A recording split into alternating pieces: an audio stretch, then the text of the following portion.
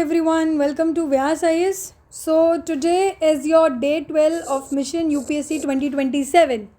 आई hope आप लोगों ने पॉलिटी का क्लास 7th का फर्स्ट चैप्टर पढ़ लिया होगा जिसका नाम है ऑन इक्वालिटी. ठीक है, इस चैप्टर में आपने काफ़ी सिमिलैरिटीज़ देखी होगी जो हमने क्लास 6 की पॉलिटी में देखा था. जैसे कि इसमें आपको टर्म्स मिली होगी देखने को, डेमोक्रेसी, ठीक है, आपको कॉन्स्टिट्यूशन देखने को मिला होगा, यूनिवर्सल एडल्ट फ्रेंचाइजी देखने को मिला होगा. ठीक है, यूनिवर्सल एडल्ट फ्रेंचाइजी. उसके अलावा आपको इनइक्वालिटी के ऊपर देखने को मिला होगा जिसमें कास्ट सिस्टम के बारे में भी दिया. तो काफ़ी चीज़ें आपने देखी होगी जो आपने पिछली बार पढ़ी थी, वही चीज़ें हैं. ठीक है, तो इसी तरीके से यहाँ पे आपकी 6th क्लास की नॉलेज, 6th क्लास का बेस जो हमने बनाया था वो 7th क्लास में हेल्प करेगा. फिर वही 7th का 8th में हेल्प करेगा, 8th का 9th में. इस तरीके से हमें बेस बना के अपनी पॉलिटी स्ट्रॉन्ग करनी है और फिर हम धीरे धीरे सारे सब्जेक्ट्स कवर करेंगे. ठीक है, आई होप आप लोगों ने ये टारगेट की पहले खुद पढ़ी होगी, उसके बाद ही आप ये वीडियो देख रहे होंगे. क्योंकि पहले खुद से अगर आप पढ़ते हैं, फर्स्ट रीडिंग आप खुद करते हैं ना, तो बेटर होता है. और सेकंड अगर आप वीडियो देख रहे हैं तो इफेक्टिव आपके लिए रहता है. मैं बोलूँगी अगर आप लोगों में से किसी ने नहीं अभी पढ़ा है, 15 मिनट लगेंगे चैप्टर पढ़ने में. प्लीज़ वीडियो मत देखना, पहले 15 मिनट पढ़ना, उसके बाद चाहे वीडियो देख लेना. वीडियो में इतनी नीड नहीं है भागने की. ठीक है, समझ आ गई बात? तो स्टार्ट करते हैं इस चैप्टर में. इस चैप्टर में आपने देखा होगा किस तरीके से कुछ कैरेक्टर्स को स्टार्ट किया, कैरेक्टर्स के साथ स्टार्ट किया, जिसमें दिखाया इलेक्शंस के लिए सब लाइन में खड़े हैं. ठीक है, इस तरीके की कुछ चीज़ें दिखाई थी. और आपको इसमें समझ आया होगा कि कुछ डोमेस्टिक वर्कर्स भी हैं, कुछ जैसे बड़े ब्यूरोक्रेट वगैरह भी हैं. तो इसमें हमें ये देखने को मिला, स्टार्टिंग में ये बताया गया कि हर इंडियंस हो, मतलब हर एक सिटीजन्स के पास क्या है, राइट है कि वो वोट कर सकता है. ये हमने उस दिन भी पढ़ा था, यानी कि क्लास 6 में भी पढ़ा था कि 18+ एज के जो भी लोग होते हैं उनके पास राइट है टू वोट, जिसको हम कहते हैं universal adult franchise. Right, I hope आप लोग को याद होगा. बस इस चैप्टर में एक लाइन और ऐड कर दी कि यार यूनिवर्सल एडल्ट फ्रेंचाइजी है, साथ में ही हर एक पर्सन के पास, every one person has 1 vote.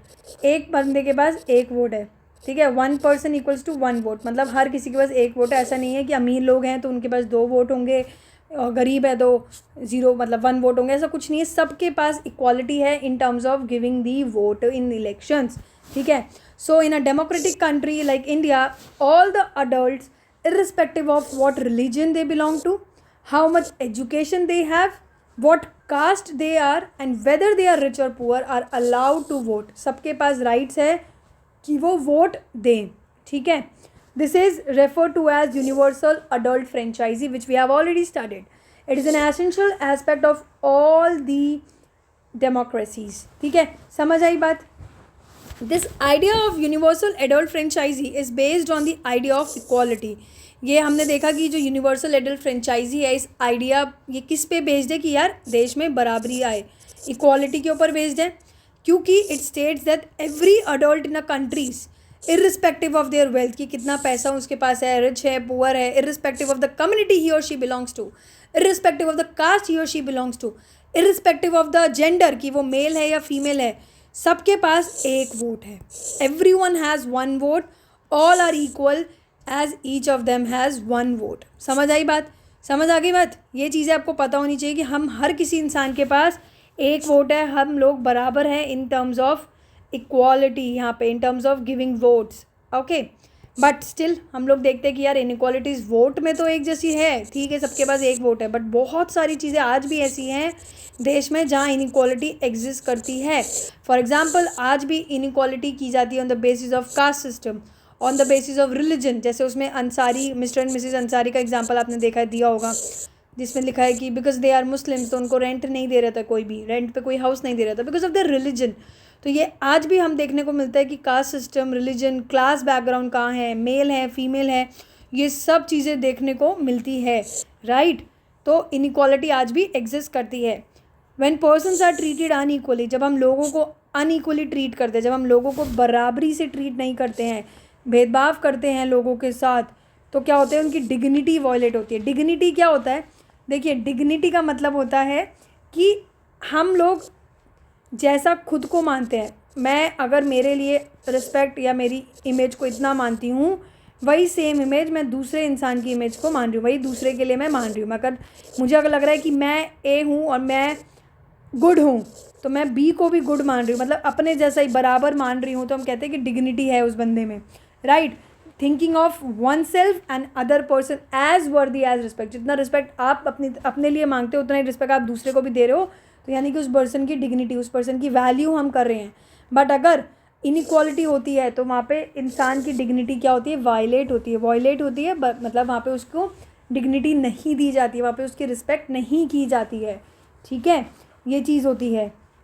हमारे इंडियन कॉन्स्टिट्यूशन रिकॉग्नाइज करता है कि हर पर्सन इक्वल है। हमारा कॉन्स्टिट्यूशन यही कहता है कि every person in this world, in this country has to be treated equal, ये बोलता है।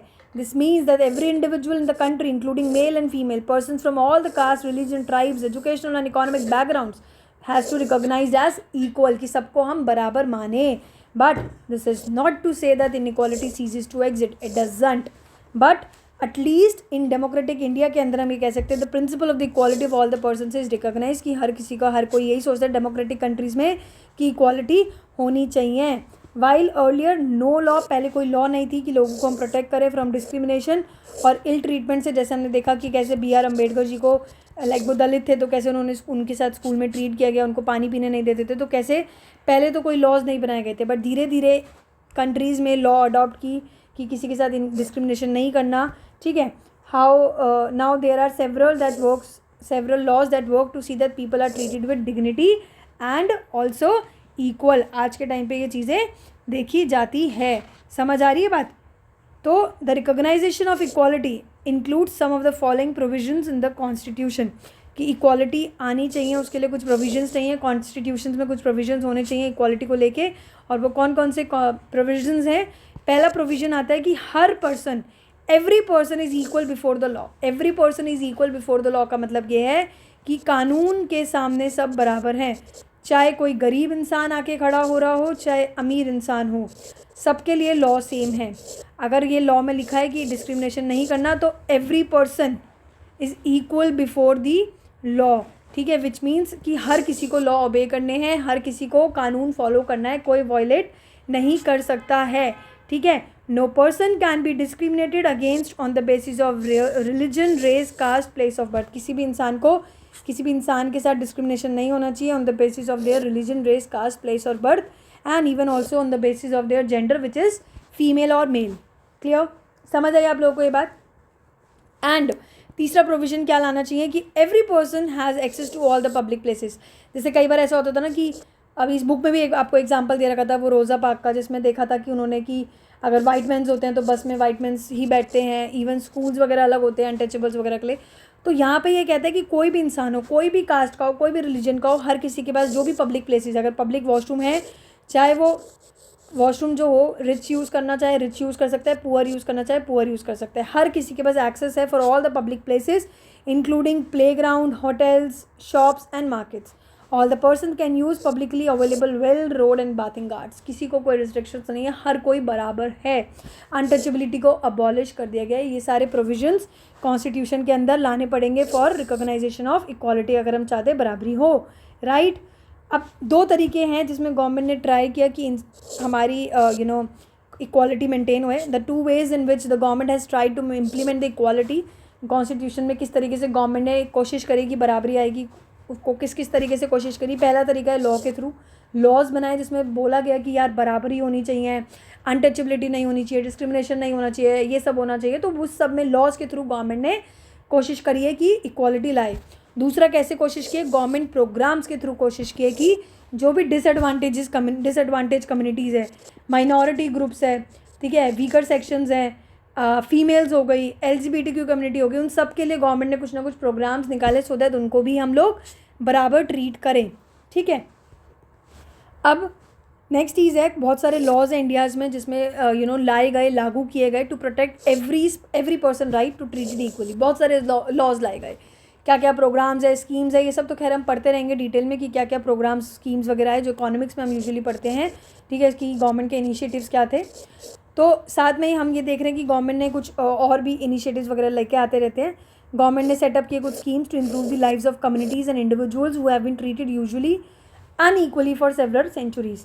अब जैसे कि कुछ स्कीम्स जो गवर्नमेंट लाना चाहता है वो इसी पर्सपेक्टिव से लाना चाहता है कि देश के अंदर अपॉर्चुनिटीज़ बढ़े, देश के अंदर क्या बढ़े, अपॉर्चुनिटीज़ बढ़े for people who have not had this in the past, जिन लोगों के पास अपॉर्चुनिटीज़ नहीं मिल रही थी बिकॉज ऑफ दी डिस्क्रिमिनेशन की वजह से, बिकॉज ऑफ द इनइक्वालिटी की वजह से जो लोगों के अंदर अपॉर्चुनिटीज़ नहीं मिल पा रही थी, वो अपॉर्चुनिटीज़ उनको मिले। जैसे कि पहले ऐसा होता था, फीमेल को बोला जाता था कि वर्क नहीं करना, तो गवर्नमेंट अब कोशिश करता है कि ऐसी अपॉर्चुनिटी लाए कि फ़ीमेल्स भी वर्क करें। कई बार ऐसा होता था पहले लोअर सेक्शन वालों को जॉब नहीं मिलती थी, तो अब गवर्नमेंट ऐसे रिजर्वेशन जैसे सिस्टम लाता है कि एटलीस्ट उन लोगों के पास भी अपॉर्चुनिटीज़ हो और वो लोग भी काम करें। ठीक है, अब एक स्टेप आपके चैप्टर में डिस्कस किया गया था, आपने देखा होगा, मिड डे मील स्कीम, जो स्कूल के बच्चों के लिए था। कि कई बार ऐसा होता था, देखने को मिलता था कि बच्चे स्कूल में सुबह तो आ रहे हैं, बट जब लंच ब्रेक होता था तो घर चले जाते थे और वापस ही नहीं आते थे। तो ये चीज़ें देखनी पड़ी, जिस वजह से क्या हो रहा था कि अटेंडेंस स्कूल में अच्छी नहीं हो रही थी, बच्चे कम अटेंटिव हो रहे थे, आ ही नहीं रहे थे स्कूल्स में, जिस वजह से बच्चे एजुकेटेड नहीं है, लिटरेट नहीं हो रहे थे। तो काफ़ी चीज़ें देखने को मिली। तो गवर्नमेंट ने एक स्कीम निकाली जिसका नाम था मिड डे मील स्कीम, जिसमें बच्चों को लंच के टाइम पे खाना मिला करता था। Programme introduce in all government elementary schools to provide children with the cooked lunch. ठीक है, सबसे पहली कौन सी स्टेट थी जिसने ये mid day meals programme start किया अपने स्कूल में, वो थी तमिलनाडु। 2001 में फिर सुप्रीम कोर्ट ने बोला हर स्टेट गवर्नमेंट को कि हर स्टेट गवर्नमेंट हर स्कूल्स के अंदर ये मिड डे मील की स्कीम्स होनी चाहिए विद इन दी 6 मंथ। ठीक है, ये पता होना चाहिए आपको, Tamil Nadu was the first state to in India to introduce this scheme. अब स्कीम से बेनिफिट क्या हुआ, स्कीम के क्या फ़ायदे हुए, क्या हुआ था फ़ायदा या नहीं हुआ था? ऑफकोर्स ये बात है यार, बहुत फ़ायदे हुए थे, क्योंकि जो भी गरीब बच्चे थे उन लोगों ने एनरोल करना शुरू कर दिया, एडमिशन्स लेने शुरू कर दिए, क्योंकि पेरेंट्स को ऐसा लग रहा था यार सही है, हम लोग को खाना बनाना नहीं पड़ रहा, बच्चे को खाना भी मिल रहा है, एजुकेशन भी मिल रही है, तो उनको स्कूल भेज देते थे वो। तो एडमिशन्स आए, अटेंडेंस भी अच्छी आने लगी, अटेंडेंस इंप्रूव होने लगी। इवन कास्ट प्रेजुडिस कम हुए। कास्ट प्रेजुडिस आपको पता है क्या होता है? तो कास्ट को लेके जो प्रेजुडिस बनाए गए थे, जो लोगों के दिमाग में थे, वो कम हो गए। क्यों? क्योंकि ऐसा हो रहा था कि जो लंच बन रहा था वो चाहे स्कूल में लोअर कास्ट के बच्चे हो या अपर कास्ट के बच्चे हो, सब तरीके के बच्चे वो खाना खा रहे थे, साथ में बैठ के खा रहे थे। और यूजुअली ऐसा भी देखने को मिला कई जगहों पे तो कि खाना जो बना रहे थे उसके लिए गवर्नमेंट स्कूल में वो भी दलित विमेंस बना रही थी। तो कहीं ना कहीं ये कास्ट प्रेजुडिस कम कर रहा था कि यार कोई भी बनाए, ये सब चीज़ों भेदभाव नहीं करना चाहिए, ये सब चीज़ें देखने को मिल रही थी। तो इस स्कीम्स के काफ़ी बेनिफिट देखने को मिले। ठीक है, उसके अलावा हंगर कम किया लोगों में, पुअर स्टूडेंट्स में जो हंगर था लोगों के अंदर, आपने देखा कमी होती है कि खाना पीना नहीं होता है, एनीमिया वगैरह हो जाती है। ठीक है, तो स्टंटिंग, वेस्टिंग वगैरह ये सब चीज़ें भी कम देखने को मिली, हंगर भी कम हुआ। ठीक है, बट स्टिल ये देखने को मिला कि लोअर कास्ट और पुअर पीपल अभी भी कहीं ना कहीं कुछ जगहों पे डिस्क्रिमिनेट किए जाते हैं, and also they are forced into unequal situations. कुछ ऐसी सिचुएशंस में उनको धकेला जाता है, ऐसा फोर्स किया जाता है जिस वजह से आज भी उनकी डिग्निटी की रिस्पेक्ट नहीं की जाती, आज भी उनको रिस्पेक्ट नहीं दी जाती जितनी बराबरी बड़े लोगों को, अपर कास्ट वालों को या फिर रिच सेक्शंस के लोगों को मिलती है। दिस इज़ बिकॉज क्योंकि लोगों का एटीट्यूड चेंज होने में टाइम लगता है। This is because people refer to think of them as equal even though the law require it. ठीक है, ऐसा होता है कि लोग, इवन हमारे लॉ ने तो बोल दिया कि बराबरी करो, बट स्टिल लोग नहीं करते। लोग अभी सोचते कि यार ऐसा करना चाहिए, इक्वालिटी दे या नहीं दे, लोग अभी अडॉप्ट नहीं कर पाते हैं। ठीक है, because people refuse to think of them as equal.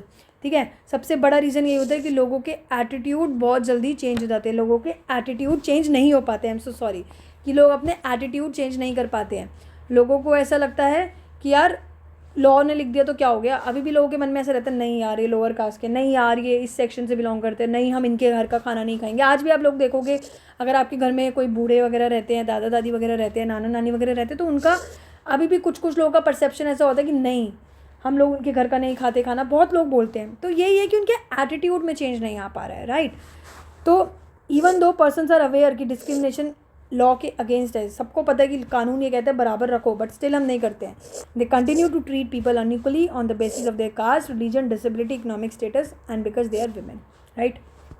It is only when people begin to believe that no one is inferior, अगर ये लोग मानने लग जाए कि यार कोई भी इन्फीरियर नहीं है, कोई भी छोटा नहीं है, एंड ये मानने लग जाए कि every person deserves to be treated with dignity, then present attitude can change, then present attitude can change। अगर हर कोई ये मान ले कि यार कोई भी इन्फीरियर नहीं है, हर किसी को डिग्निटी, हर कोई रिस्पेक्ट डिजर्व करता है, तो देश में एटीट्यूड भी चेंज होएगा और इनइक्वालिटी भी रिड्यूस होएगी।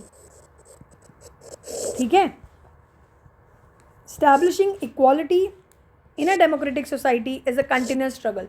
देश में इक्वालिटी लाना एक स्ट्रगल है, ऐसा स्ट्रगल है जो चलता ही रहेगा, रुक नहीं सकता। And one in which individual as well as various communities in India contributes to, right. India is not the only democratic country in which there is inequality. India ऐसी इकलौती डेमोक्रेटिक होने के बाद भी इंडिया एक ऐसी इकलौती कंट्री नहीं है जिसमें इनइक्वालिटी है, बल्कि ऐसी बहुत जगह हैं जहाँ अभी भी इनइक्वालिटी चलती है एंड स्ट्रगल चलता रहता है। ठीक है, the issue of equality continues to be the key issue around which community struggles. अब ये एग्जाम्पल दिया था रोज़ा पार्कर का, जो एक अफ्रीकन अमेरिकन विमेन थी। वह एक दिन वो बस में ट्रैवल कर रही थी और उन्होंने एक वाइट मैन को सीट देने से मना कर दिया, जिस वजह से काफ़ी लड़ाई वगैरह हुई, एगिटेशन हुए, लोगों का एंगर आया कि किस तरीके से इन्होंने अफ्रीकन अमेरिकन विमेंस ने मना कर दिया कि हम लोग नहीं देंगे सीट एंड ऑल। तो वही है कि unequal veg in which African American, उन्होंने वही रोज़ा पार्क खड़ी हुई इसको लेके कि हमारे साथ कैसे आप लोग अनटचेबिलिटी जैसी चीज़ें बिलीव करते हो, हमारे साथ कैसे बिहेव करते हो, ठीक है, इनइक्वालिटी करते हो। तो इन सब चीज़ों पे उन्होंने लड़ा और इस मूवमेंट को हम बोल देते हैं सिविल राइट मूवमेंट। क्या मूवमेंट का नाम बोल देते हैं? सिविल राइट्स मूवमेंट, जो कि यूएसए में शुरू हुआ है 1950 में। ठीक है, ये मूवमेंट आने के बाद ही रेशियल डिस्क्रिमिनेशन यूएसए के अंदर एंड हुआ था, जो कि 1950 में बाय अफ्रीकन अमेरिकन विमेन, जिनका नाम रोज़ा पार्क था। ठीक है, civil right act of 1964 prohibit करता है, सिविल राइट एक्ट जो है 1964 का, वो ये प्रोहिबिट करता है कि हम डिस्क्रिमिनेशन करें on the basis of race, religion और ओरिजिन के बेसिस में। और वो ये भी कहता है कि all the schools would be open, कोई भी स्कूल्स हो, सारे स्कूल्स ओपन रहेंगे, चाहे अफ्रीकन हो, अमेरिकन हो या कैसे भी हो, अफ्रीकन अमेरिकन चिल्ड्रंस हो, and they would no longer have to attend separate school. पहले इनके लिए अलग अलग स्कूल होते थे, बट अब कोई इनको सेपरेट स्कूल अटेंड नहीं करने, सबके लिए एक जैसा सेटअप होगा, सब कुछ एक जैसा होगा, हर चीज़ में बराबरी की जाएगी, डिस्क्रिमिनेशन नहीं किया जाएगा। No country can be describe as being completely democratic. आज भी हम ये नहीं कह सकते कि कोई ऐसी कंट्री हो जो बिल्कुल डेमोक्रेटिक हो, क्योंकि हर जगह कुछ ना कुछ तरीके से इनइक्वालिटी होती है। There are always communities and individuals trying to expand the idea of democracy and push for a greater recognition of equality on existing as well as new issues. Central to this is the struggle for recognition of all persons as equal and for their dignity to be maintained. आज भी ये struggle चलता रहता है कि बराबरी होए and dignity को maintain की जाए। ठीक है, अब कुछ आर्टिकल दे रखा था, आपने देखा होगा, आर्टिकल 15 के बारे में देखा था। आर्टिकल 15 किस चीज़ के बारे में है वो आपको पता होना चाहिए, जो कि डिस्क्रिमिनेशन को लेके है। आर्टिकल 15 जो है हमारा कॉन्स्टिट्यूशन के अंदर, वो है डिस्क्रिमिनेशन को लेके। ठीक है, कि प्रोहिबिट करता है कि हम डिस्क्रिमिनेशन करें किसी भी इंसान को on the basis of religion, race, caste, sex और प्लेस ऑफ बर्थ। स्टेट्स को डिस्क्रिमिनेट नहीं करना है कोई भी सिटीजन को लेके on grounds only of religion, race, caste, sex, place और एनी बर्थ ऑफ देम। ठीक है, किसी भी बेसिस पे डिस्क्रिमिनेशन नहीं करना है।